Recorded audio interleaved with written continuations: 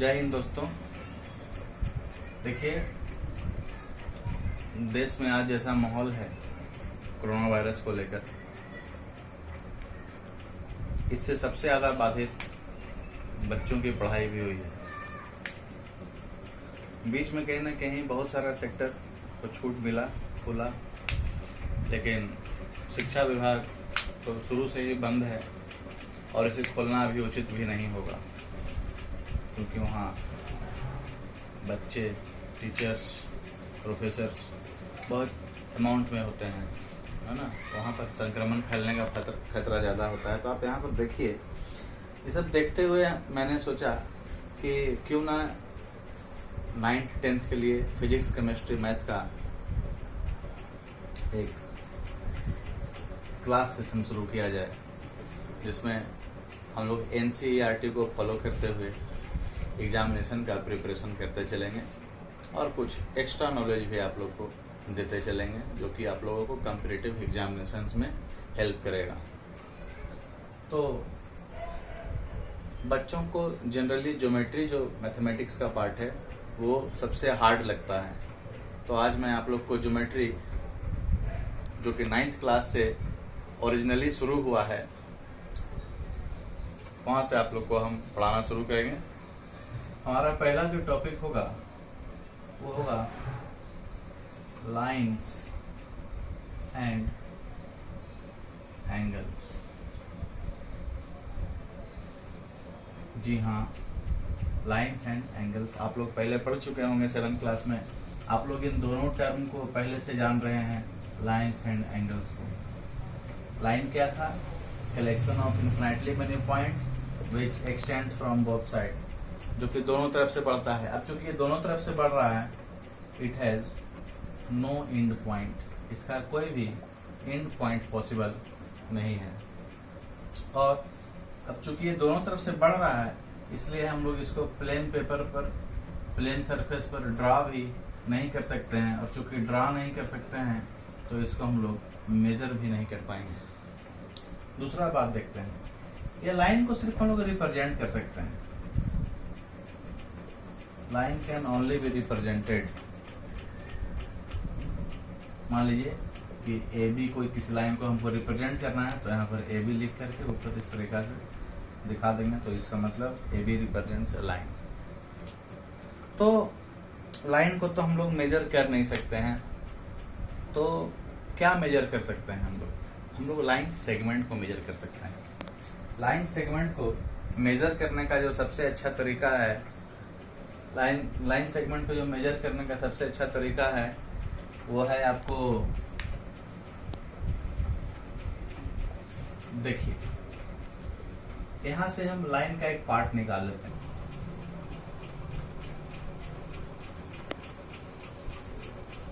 देखिए, तो हम लोग मेजर किसको कर सकते हैं? लाइन सेगमेंट को।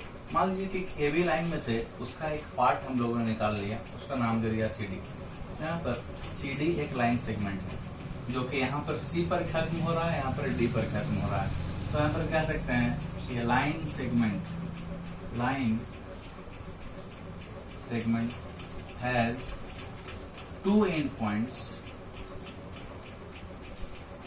लाइन सेगमेंट में 2 एंड पॉइंट्स होते हैं, और इसको हम लोग पेपर पर ड्रा भी कर सकते हैं, और इसको हम लोग मेजर भी कर सकते हैं। मेजर करने के लिए क्या करेंगे? रूलर हमारे पास इंस्ट्रूमेंट बॉक्स में होता है, उसके सहायता से हम इसको मेजर कर लेते हैं। अब देखिए, जो नेक्स्ट हमारा इसी से रिलेटेड आप लोग पढ़े होंगे, उसको हम लोग रे बोलते हैं, इसको हिंदी में किरण बोलते हैं। रे is a collection of infinitely many points which moves in one direction. ये सिर्फ एक डायरेक्शन में मूव करता है, चाहे उधर मूव करे, या फिर इस डायरेक्शन में मूव करे, या फिर इस डायरेक्शन में मूव करे, या फिर नीचे की तरफ मूव करे। ये सिर्फ एक ही डायरेक्शन में मूव करते जाता है, कंटिन्यू बढ़ते जाता है।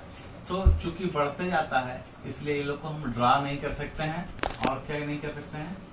मेजर नहीं कर सकते हैं। Ray can not be drawn on a plane surface, plane paper, और it can not be measured, इसको हम लोग मेजर भी नहीं कर सकते। लेकिन देखिए इंटरेस्टिंग बात, ये दोनों जो रे है, ये दो रे जब दो रे एक ही पॉइंट से अगर इमर्ज करेगा, निकलेगा, देखिए ये यहाँ पर एक पॉइंट है, मान लीजिए कोई पॉइंट ओ है, ओ ए एक रे है, और इसी पॉइंट से एक रे निकल गया आपका ओ बी, तो इन दोनों बीच का जो इंक्लाइनेशन होगा इसको हम लोग बोलते हैं angle. It means an angle is the inclination between two rays, दो रे के बीच का इंक्लाइनेशन को हम लोग क्या कहते हैं, एंगल कहते हैं। एंगल को रिप्रेजेंट करने का सिंपल जो तरीका है वो थीटा होता है, और भी बहुत सारा रिप्रेजेंट करने का तरीका है, जैसे फाई है, साई है, डेल्टा है, अल्फा है, बीटा है, गामा है, बहुत सारा है, लेकिन जनरली जो इस्तेमाल करते हैं हम लोग वो थीटा का इस्तेमाल करते हैं। अब देखिए, अब एंगल का तो फॉर्मेशन हो गया, अब बात है इस एंगल को क्या नाम दें। तो यहाँ पर एक कंडीशन है, सिर्फ यहाँ AOB एक एंगल है, ये सिर्फ O है, तो इसको हम लोग सिर्फ एंगल O से भी रिप्रेजेंट कर सकते हैं। लेकिन अगर इसका पूरा नाम लिखना होगा तो हम लिखेंगे एंगल AOB, या और क्या लिख सकते हैं, एंगल BOA लिख सकते हैं। जिस एंगल को रिप्रेजेंट करना होता है, जो दो रे के बीच का इंक्लाइनेशन होता है, उसको हम लोग बीच में रखते हैं। यहाँ पर O है इंक्लाइनेशन, तो यहाँ पर एंगल क्या होगा, बीच में O लिखा जाएगा। और यहाँ पर OA और OB क्या होगा, OA and OB are the arms, ये इस एंगल AOB का क्या है, आर्म्स। बात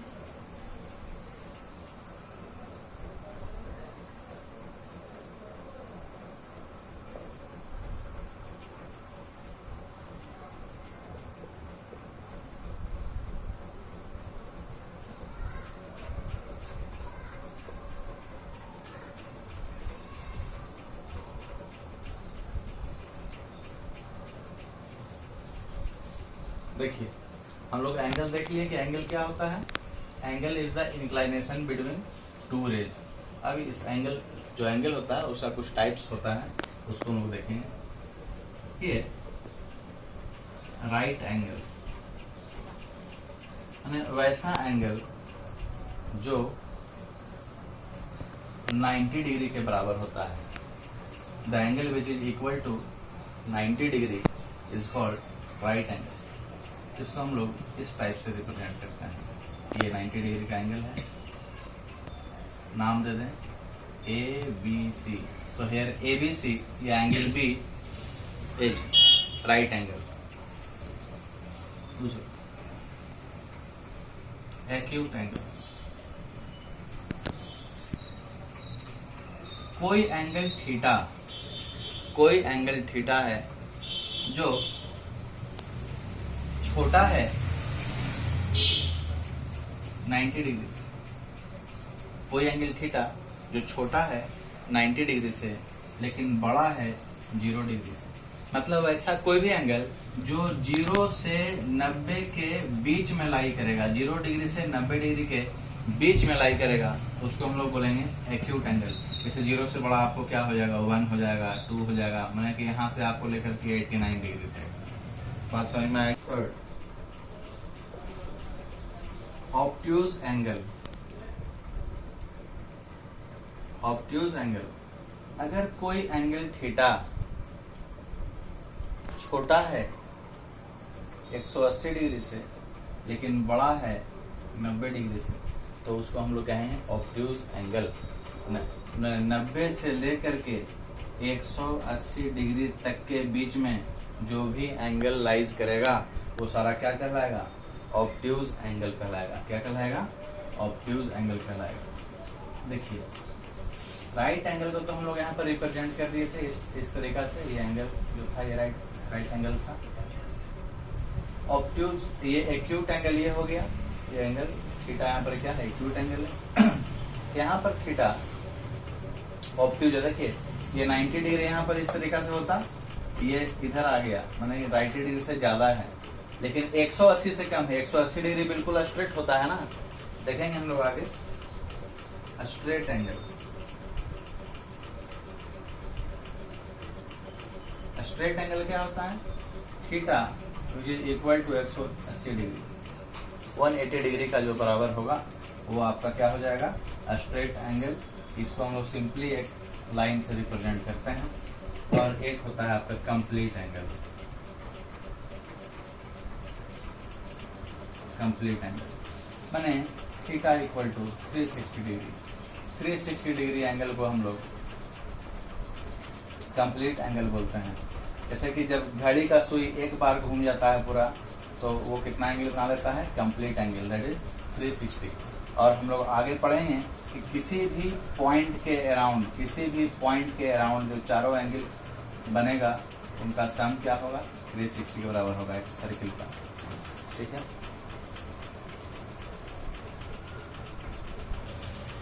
pause the video to note it down. देखिए, इन सब एंगल के अलावा जो हमने जितना भी एंगल का टाइप पढ़ा है उसके अलावा 2 एंगल और होता है, कंप्लीमेंट्री एंगल। ये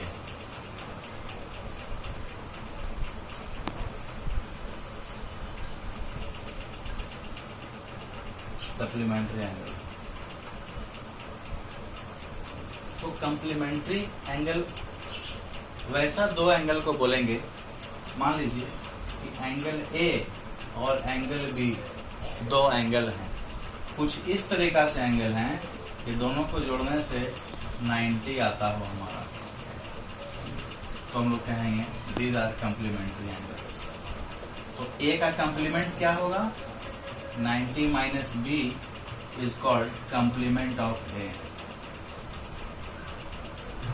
कंप्लीमेंट ऑफ एंगल ए। और angle B equal to 90 minus angle A क्या होगा, complement of angle B. Pause the video to note it down. First है सप्लीमेंट्री एंगल। ये सप्लीमेंट्री एंगल क्या होता है, उसी तरह से एंगल ए और एंगल बी 2 एंगल है, कुछ इस तरीका से ये दोनों एंगल है कि दोनों को जोड़ने से 180 डिग्री आता है। The angle of some is 180 degree, 180 degree is called supplementary angle. यहाँ पर ये दोनों क्या कर रहे हैं, सप्लीमेंट्री। तो यहाँ पर लिखा हुआ है, इसको बार बार लिखने की जरूरत नहीं है, आप लोग समझ लेंगे देख करके। अच्छा, angle A 180 minus angle B, इसको क्या कहेंगे हम लोग, it is a supplement of